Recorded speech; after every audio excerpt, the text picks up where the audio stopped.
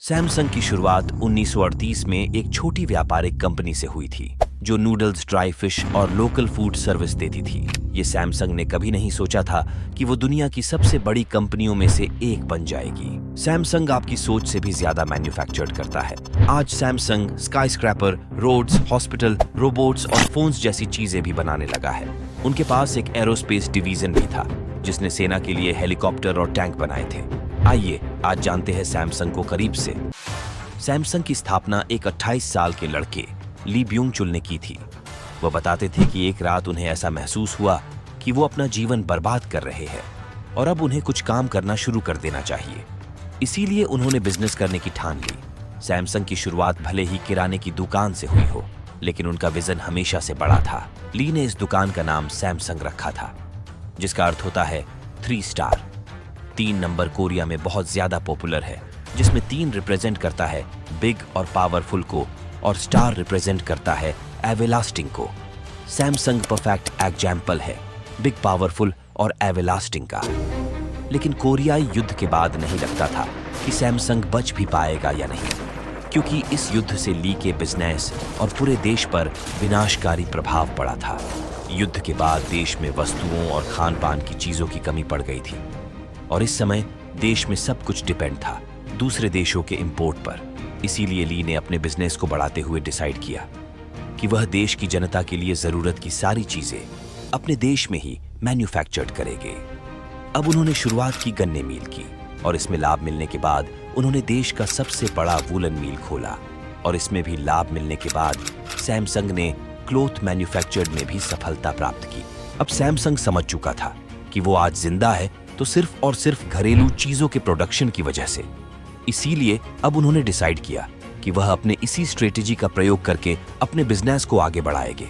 नए बिजनेस से उन्होंने जो पैसा कमाया उसे उन्होंने रीइन्वेस्ट किया और नई फील्ड में कदम रखा।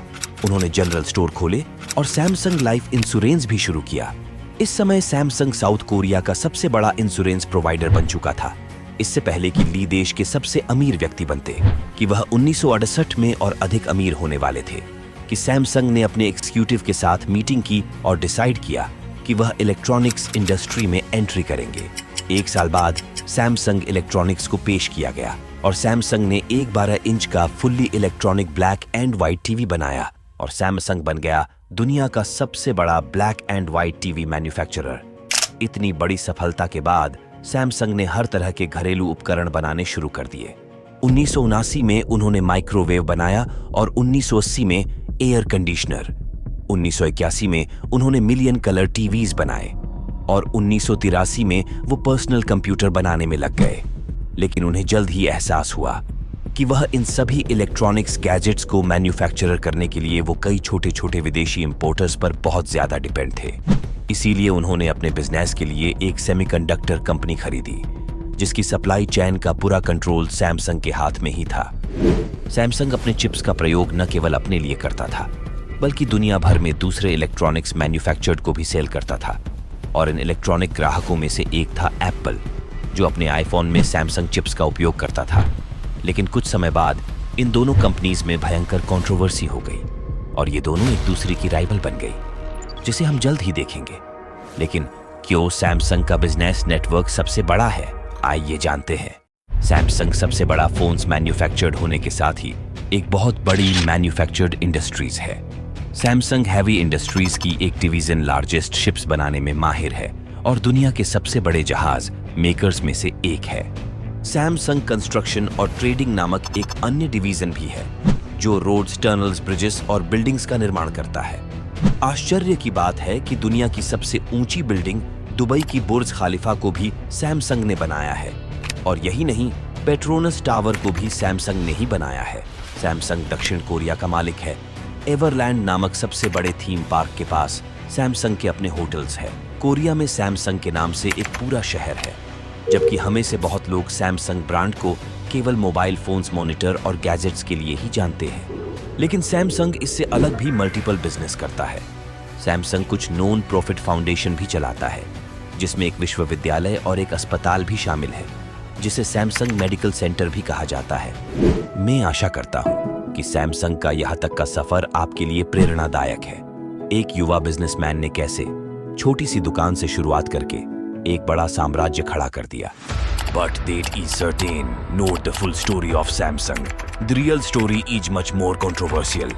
अगर आपको ये वीडियो पसंद आ रही है तो प्लीज मैं आपसे एक एहसान मांगता हूँ कि हमारे चैनल को सब्सक्राइब कर दो और नोटिफिकेशन बेल को भी ऑन कर दो, क्योंकि हम इस चैनल पर बिजनेस, मनी और मार्केटिंग से रिलेटेड डॉक्यूमेंट्रीज अपलोड करते रहते हैं। कोरियाई युद्ध के बाद दक्षिण कोरिया की स्थिति बहुत खराब थी। कई वस्तुओं का उत्पादन या निर्यात नहीं हो पा रहा था। इस समय राष्ट्रपति देश की इकोनॉमी को एक्सपैंड करना चाहते थे। उस समय देश के बड़े बड़े उद्योग डूब रहे थे, लेकिन दक्षिण कोरिया ने सैमसंग को दूसरे कॉम्पिटिटर से बचाकर समर्थन देने का फैसला किया। सैमसंग और अन्य बड़े व्यवसायिक कंपनियों का extremely favourable loans, special tax breaks जैसी फाइनेंशियल सहायता करके सरकार ने इन कंपनियों को बचाने के लिए इनके कर्ज को भी माफ कर दिया और इन कंपनियों को बहुत बड़ा होने में मदद की।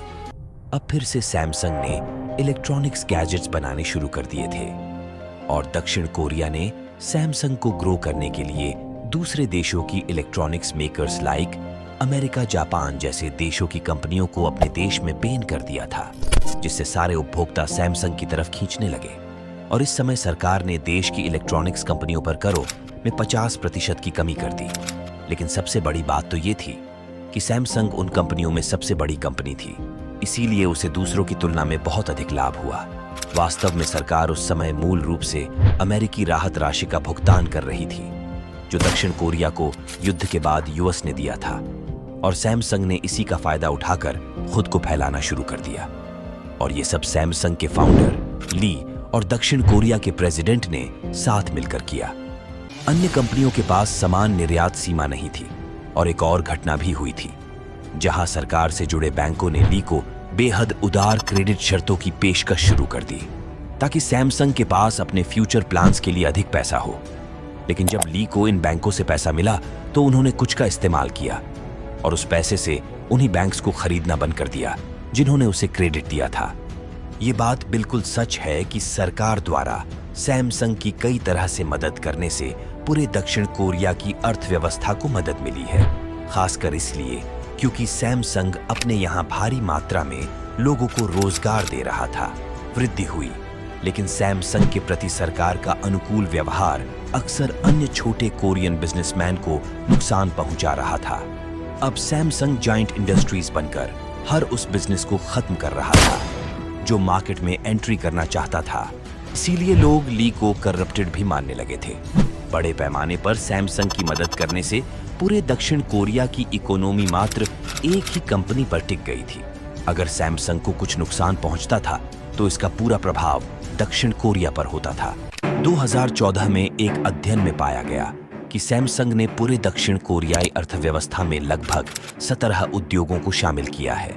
वैसे तो एलजी और हुएंडई जैसे बड़े ब्रांड भी मार्केट में उस समय मौजूद थे, लेकिन सैमसंग उनमें सबसे बड़ा था। सन 1987 में जब ली की मृत्यु हो गई तो उनके बेटे ली कुनही ने कारोबार संभाला। अब सैमसंग के सरकार के साथ संबंध और भी कंट्रोवर्शियल हो गए। ली कुनही पर 1996 में एक पूर्व राष्ट्रपति को रिश्वत देने का आरोप लगाया गया। हालांकि सैमसंग के साथ सरकारी संबंधों के चलते उस समय उन्हें बिना किसी कार्रवाई के माफ कर दिया गया। फिर 2008 में ली कान ही पर एक राजनैतिक कीचड़ कोष का प्रबंधन करने का आरोप लगाया गया, जिसका इस्तेमाल अभियोजकों और राजनेताओं को रिश्वत देने के लिए किया गया था। उन्हें टैक्स चोरी और धोखाधड़ी का भी दोषी पाया गया था, जिसके लिए उन्होंने माफी मांगी और पद छोड़ दिया। फिर 2 साल जेल में रहने के बाद दक्षिण कोरिया के नए राष्ट्रपति ने उन्हें माफ कर दिया और वह सैमसंग के अध्यक्ष के रूप में काम करने वापस चले गए। इससे पता चलता है कि सैमसंग और कोरियाई सरकार कितनी मजबूती से जुड़े हुए हैं। कहा जाता है कि अगर कोई सैमसंग पर हमला करता है तो वो दक्षिण कोरिया पर हमला होना माना जाएगा। सैमसंग की ताकत का अंदाजा आप इस बात से लगा सकते हैं कि सैमसंग का अध्यक्ष दक्षिण कोरिया के राष्ट्रपति से ज्यादा ताकतवर है। सैमसंग ने दक्षिण कोरिया में बहुत सारे अच्छे काम किए हैं, इसीलिए सैमसंग को दक्षिण कोरिया का भगवान भी माना जाता है। इमेजिन करें कि आप कमरे में जाते हैं और आपके कमरे में धुआं भर रहा है, आपको सांस लेने में प्रॉब्लम हो रही है और आप देखते हैं कि आपका सैमसंग गैलेक्सी नोट 7 चल रहा है। ऐसे दृश्य 2016 में दुनिया भर में कई बार और एयरलाइंस में देखा गया था और जल्द ही इस फोन को एयरलाइंस में बैन कर दिया गया। अब सैमसंग के इस मुद्दे को लगातार मीडिया ने उठाया और सैमसंग पर प्रोडक्शन बंद करने और फोन्स को वापस लेने के लिए प्रेशर बढ़ने लगा। इन विस्फोटक फोन्स की वजह से सैमसंग को $5 मिलियन का नुकसान हुआ। सैमसंग ने जब इस फोन पर रिसर्च किया तो पता चला कि इन फोन्स के विस्फोट होने की वजह ओवरहीटिंग थी और बैटरीज की हीटिंग की वजह से ये फोन फट रहे थे। सैमसंग टेक्निकली इस प्रॉब्लम को ठीक तो करना चाहता था, लेकिन सैमसंग बेबस था क्योंकि इससे फोन का आउटर डिजाइन खराब हो सकता था। लेकिन सबसे बड़ी जड़ सैमसंग की थी एप्पल के साथ चल रही लड़ाई। अगर हम 2011 में वापस जाए तो एप्पल सैमसंग पर मुकदमा और दावा कर रहा था कि सैमसंग ने उनके आईफोन्स का डिजाइन चोरी किया है। और यही नहीं, स्टीव जॉब्स सैमसंग को पब्लिकली एप्पल का कॉपीकेट कहते थे। इस समय एप्पल सैमसंग की इमेज को बिगाड़ने में लगा था, लेकिन सैमसंग कुछ नया बनाने में लग गया और सैमसंग ने टेक्नोलॉजी के क्षेत्र में क्रांति लानी शुरू कर दी। उन्होंने नई इनोवेशन की और टैबलेट स्मार्टफोन की नई सीरीज की पेशकश की। यही नहीं, सैमसंग ने नोट 7 में भी कई बदलाव किए। अब समय आ गया था जब एप्पल सैमसंग बनने की कोशिश कर रहा था। सैमसंग इस समय जो फोन लॉन्च कर रहा था वो आईफोन से ज्यादा फीचर्ड से लैस थे। दोस्तों, सैमसंग ने जिस तरह से अपनी शुरुआत की वो जर्नी बहुत ज्यादा इंटरेस्टिंग रही। सैमसंग ने ये प्रूव किया है कि छोटे से छोटे बिजनेस को भी मेहनत करके एक बड़ा एम्पायर बनाया जा सकता है। अगर आप ऐसी ही इंटरेस्टिंग वीडियो देखना चाहते हैं तो हमारे चैनल को सब्सक्राइब करना ना भूलें। और अगर आप सलमान खान की डार्क रियलिटी जानना चाहते हैं तो इस वीडियो पर क्लिक करें।